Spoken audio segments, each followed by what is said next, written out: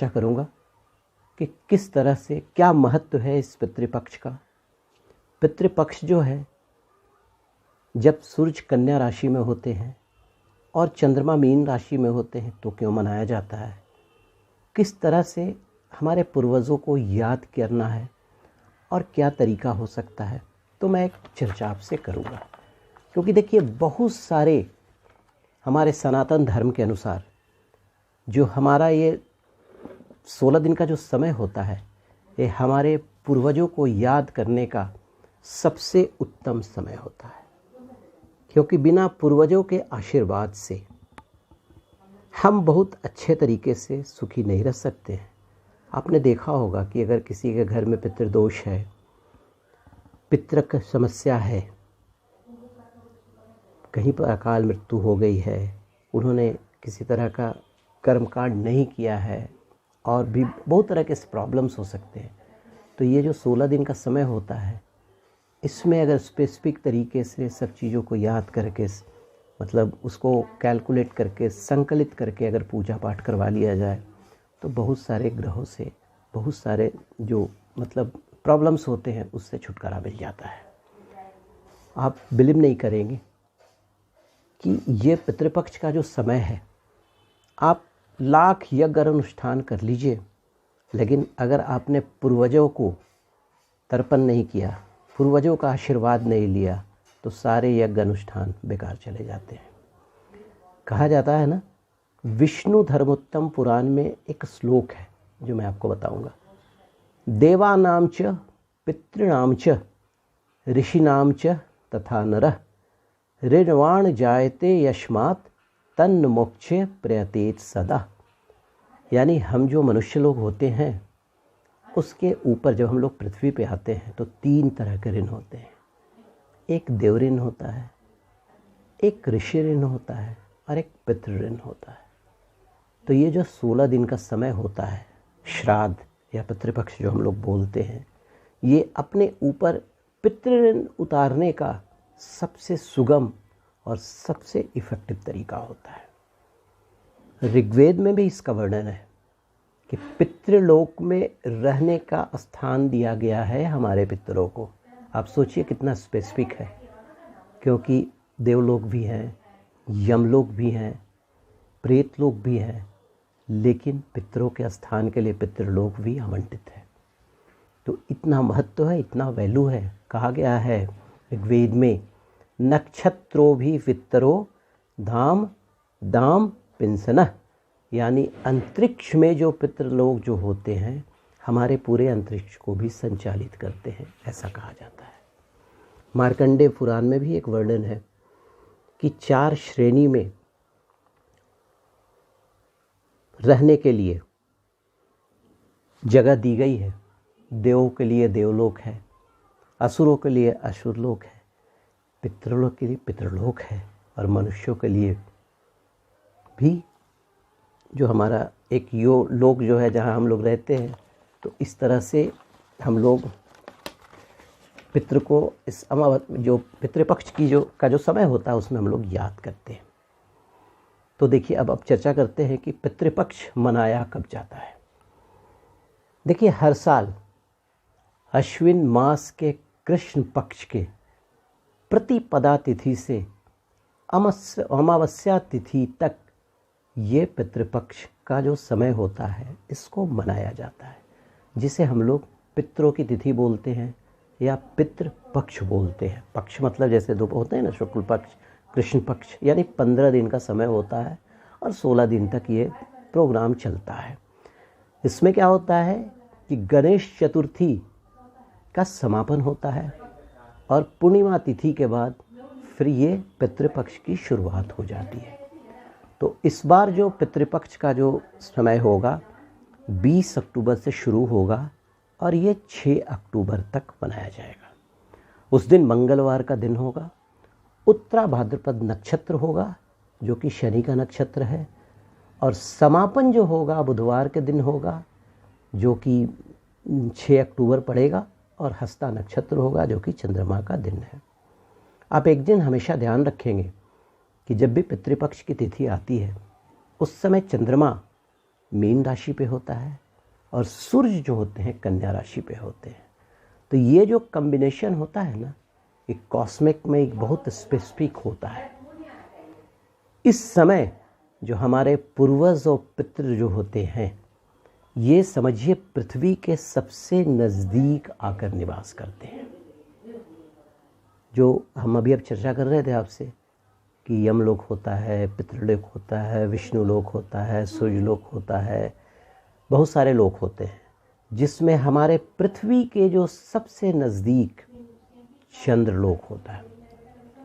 और ऐसे पितृलोक या पूर्वज जो हमारा साथ छोड़कर चले गए हैं, अगर उनको याद नहीं किया गया है या उनको जगह नहीं दी गई है, अगर उनको बैठाया नहीं गया, जो कि टर्म बोला जाता है बैठा देना, मतलब श्राद्ध करके उनको बैठा देना, अगर नहीं बैठाया जाता है तो वो इस आश्विन मास के कृष्ण पक्ष के जो 15 दिन होते हैं, 16 दिन, उसमें ये भ्रमण करते हैं और चंद्रलोक में आकर निवास करते हैं। और वहाँ से जो उनके जो गण होते हैं, जो मतलब उनके जो पूर्व मतलब उनके जो आत्मगण हैं, उनको वो देखते हैं। अगर उनको तर्पण नहीं किया गया है या उनको पिंड दान नहीं किया गया है, तो वहाँ से वो दरवाजे पर आकर खड़े हो जाते हैं और मांग करते हैं। और उनको जो सबसे सरल तरीका है जल देने का, अगर आप नहीं देंगे तो थोड़ा रुष्ट होकर चले जाते हैं। और कहा गया है देव माने तो माने, पितृ न माने। अब आइए आगे चर्चा करते हैं कि किस तरह से ये पितृपक्ष को ऑर्गेनाइज किया जाए। देखिए, पितृपक्ष में जो पितरों की पूजा होती है वो कोई संगम पर या नदी के किनारे करनी चाहिए, जिससे हमारे जो मृत आत्मा है उनकी आत्माओं को शांति मिलती है। ठीक है, अगर आपने पितृऋण का उपाय नहीं किया तो जीवन में बहुत सारे असफलताओं का सामना करना पड़ता है। ठीक है, और मैंने आपसे पहले भी चर्चा किया कि हिंदू धर्म में 3 तरह के ऋण माने जाते हैं, देवगण, ऋषिगण और देवऋण, ऋषि ऋण और पितृऋण। और ये एक बड़ा सही समय होता है हम अपने ऊपर पितरों के ऋण को उतारने का। ठीक है, अब देखिए पितृदोष का क्या कारण हो सकता है लगने का। अगर आपके परिवार में कोई अकाल मृत्यु हुई है तो पितृदोष लग सकता है। अगर आपके घर में हमेशा कलह होता है, बड़ों का कोई अपमान मतलब इज्जत नहीं है, अपमान है, अनादर है, तो पितृदोष हो सकता है। क्योंकि पितृ का मतलब क्या हुआ, पितृगण आपसे जो बड़े हैं, पूर्वज, पापा, इस तरह से हो गया पितृ मतलब पिता का पक्ष। ठीक है, अब आइए, अगर पूर्वजों को उचित ढंग से आपने क्रियाकर्म और श्राद्ध नहीं किया तो भी पितृदोष लगने की संभावनाएं होती हैं। ठीक है, अब थोड़ा सा आगे बढ़ते हैं।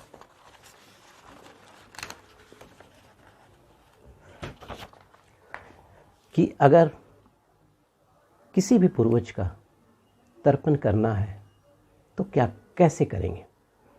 देखिए, अगर कोई भी पूर्वज हमारे जिस दिन ब्रह्मालोक को चले गए हैं, हमको छोड़कर चले गए हैं, मान लिया तृतीया तिथि को गए हैं, तो तृतीया तिथि को आप जो पितृपक्ष में जो तृतीया तिथि आएगी, उस तृतीया तिथि को आप उनका पिंड तर्पण करेंगे।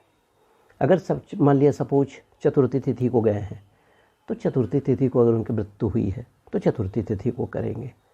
लेकिन किसी कारणवश आपको उनकी तिथि नहीं पता है, तो अगर वो पुरुष हैं तो उनके लिए आप अष्टमी तिथि को कर सकते हैं।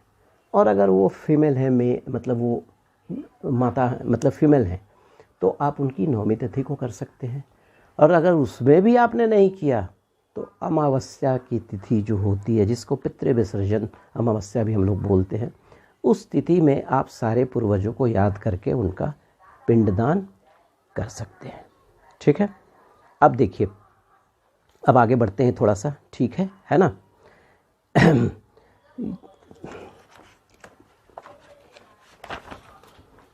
कि पितृपक्ष के दौरान पिंडदान का क्या क्या विधान हो सकता है। देखिए, पितृपक्ष में जो पूजा होती है उसमें सबसे पहले पिंडदान किया जाता है, उसके बाद तर्पण किया जाता है, फिर ब्राह्मणों को भोजन करवाया जाता है। तो पिंडदान में कैसे शुरुआत होती है, जब आप पूजा वगैरह शुरू करेंगे तो सबसे पहले कौआ, गाय, कुत्तों को भोजन अर्पण किया जाता है। कहा जाता है कि हमारे पूर्वज किसी न किसी रूप में, जानवरों में और बहुत सारे किसी भी तरह का रूप लेकर पृथ्वी पर इस समय विचरण करते हैं, और अगर उनको आपने श्रद्धा से याद किया तो वो चीज़ों को ग्रहण करते हैं, और अगर उन्होंने ग्रहण कर लिया तो समझ लीजिए उनका आशीर्वाद आपको मिल गया। ठीक है, इसीलिए इस पूजा का प्रावधान है। उसके अलावा आप तर्पण कर सकते हैं, ब्राह्मणों को भोजन कर सकते हैं। ठीक है, थोड़ा और भी मैं आगे चर्चा करूँगा। चर्चा में ये करूँगा कि 5 वस्तु ऐसी है जो अपने सामर्थ्य के अनुसार आप इस पितृपक्ष में दान कीजिए। सबसे पहले काला तिल। काला तिल क्या होता है? ये संकट और विपदा से आपकी रक्षा करता है। चांदी को दान कीजिए। चांदी जो है ये चंद्रमा को रिप्रेजेंट करता है और पितरों की आत्माओं को शांति मिलती है। वस्त्रों का दान करें, उसके अलावा गुड़ और नमक का दान करें और जूता का दान करें। इससे आपके पितरों की आत्मा को शांति मिलेगी। ठीक है, अब देखिए क्या करें क्या न करें। परिवार का कोई भी सदस्य ये पिंड तर्पण कर सकता है, लेकिन जैसा विधान है कि अगर कोई बड़ा आदमी करे या सबसे छोटा वाला करे तो अच्छा होता है, ऐसा माना जाता है। औरतें भी जो है ना पिंडदान कर सकती हैं। ठीक है, दूसरा कुश धारण करके ये पिंडदान किया जाता है।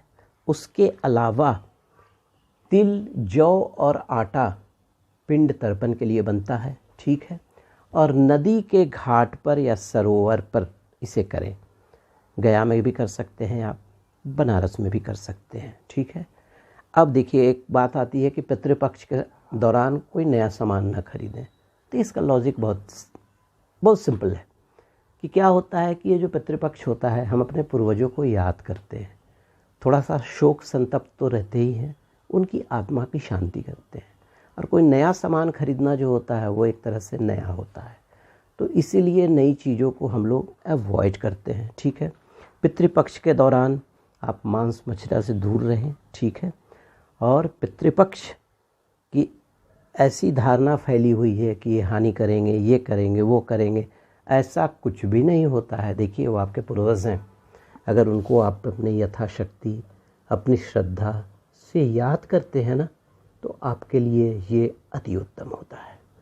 तो दोस्तों इस पितृपक्ष में आपसे एक छोटा सा इन्फॉर्मेशन मैंने शेयर किया। आपको ये वीडियो कैसा लगा बताएंगे। अगर आपको मेरा वीडियो पसंद आया है तो लाइक करेंगे, अगर वीडियो पसंद आया है तो सब्सक्राइब भी करेंगे, और बेल बटन दबाना ना भूलिएगा। इसमें ऑल वाले को दबाइएगा कि मेरा कोई भी नया वीडियो अपलोड हो तो आप तक पहुंच सके। आज के लिए बस इतना ही। और दोस्तों ये मेरा पार्ट 1 पितृपक्ष पर है। एक और छोटा सा वीडियो मैं आपको अभी प्रेजेंट करूंगा। उसमें पूरे 16 दिन के दौरान किस तरह से हम अपने पितरों को याद करें उस पर एक विस्तृत चर्चा करूंगा आपसे। तब तक के लिए धन्यवाद, नमस्कार।